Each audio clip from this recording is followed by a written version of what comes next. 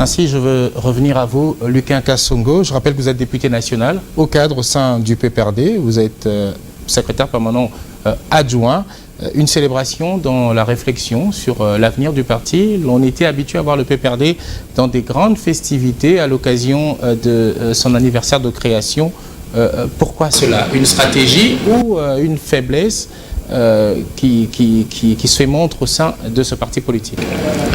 Merci, monsieur le journaliste, de la question. Ce n'est pas une faiblesse de notre part d'organiser notre 20e anniversaire de la création de notre grand parti, le PPRD, autour du président national du parti, Joseph Kabila Kabange. Et comme vous l'avez si bien dit, chaque année, on célébrait avec faste cette date du 31 mars de chaque année. Mais aujourd'hui, on ne pouvait pas célébrer avec faste cette date, comme vous le savez.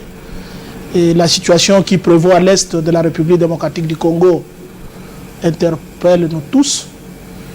Tout celui qui a la passion de ce pays, tout celui qui a la République démocratique du Congo dans son cœur ne pouvait pas se réjouir aujourd'hui en organisant des manifestations publiques. Il fallait nous retrouver dans un cadre très restreint pour analyser la situation qui prévaut dans notre pays. Et pour nous, ce n'est pas une faiblesse, c'est une façon de compatir avec les compatriotes de l'Est. Vous voyez, c'était le ADF, le Maïmaï, c'était la Codeco côté de l'Ituri. Et aujourd'hui, c'est le retour Aujourd'hui, c'est le retour du M23. Vous savez vous-même, il y a 2 jours, c'est là ou 3 jours, ce qui s'est passé dans la province du Nord Kivu, précisément dans les territoires de Rutshuru. Et c'est une interpellation pour tout le monde. Voilà pourquoi on ne pouvait pas se réjouir à Kinshasa, alors qu'à l'est de la République, le pays est en train de brûler. C'est comme ça que vous nous avez vu sur toute l'étendue de la République. On n'a pas organisé de manifestations comme d'habitude, mais nous sommes allés nous rencontrer dans un cadre restreint. Et aussi, c'est un cadre qui témoigne un démenti formel de ce qui disait que le président Kabila n'avait plus besoin de faire la politique.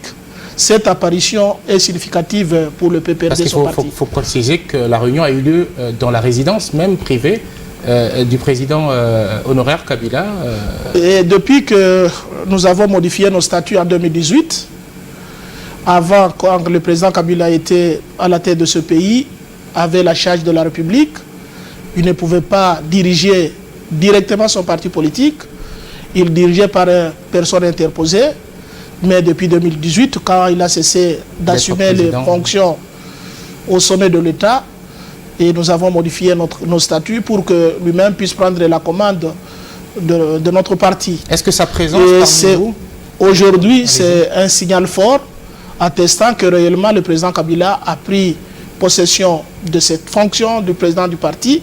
Vous avez vu derrière lui et le drapeau de la République et le drapeau du parti. Et c'est pratiquement pour la première fois depuis 3 ans que Kabila a tenu une réunion sous ce format. C'est un signal fort de ceux-là qui pensaient que Kabila avait été retraité en politique. Il ne pouvait plus faire la politique, il allait s'occuper de ses fermes. Et aujourd'hui, nous vous disons que Kabila a encore de l'énergie pour sauver la République et il a encore de l'énergie pour diriger le parti. Voilà pourquoi il confirme aujourd'hui devant tout le monde qu'il n'a pas quitté la politique. Il est en politique avec les 2 pieds.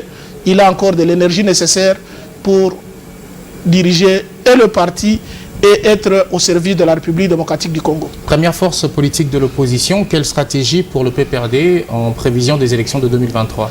Nous sommes en train de nous préparer pour les élections de 2023. Et comme nous vous l'avons dit, c'est un secret pour personne.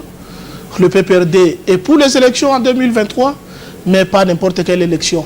Pas les élections pour les élections, mais les élections organisées dans de meilleures conditions pour assurer la transparence, pour assurer la démocratie. Et nous voulons les élections transparentes, crédibles, apaisées. Et là où on va proclamer celui qui est élu, qu'il soit proclamé élu. Une petite question, parce qu'on n'a plus beaucoup de temps. Emmanuel Ramazani Shadari, présent à cette réunion, il reste donc incontestablement secrétaire permanent du PPRD. Bon, il n'a jamais été contesté, c'était un noyau, un petit groupe de gens qui étaient manipulés par les ennemis d'en face, qui pensaient que déstabiliser Chadar, c'était déstabiliser le parti, et par conséquent déstabiliser Joseph Kabila. Nous sommes restés égaux à nous-mêmes, nous avons travaillé malgré il y avait la manipulation au niveau interne.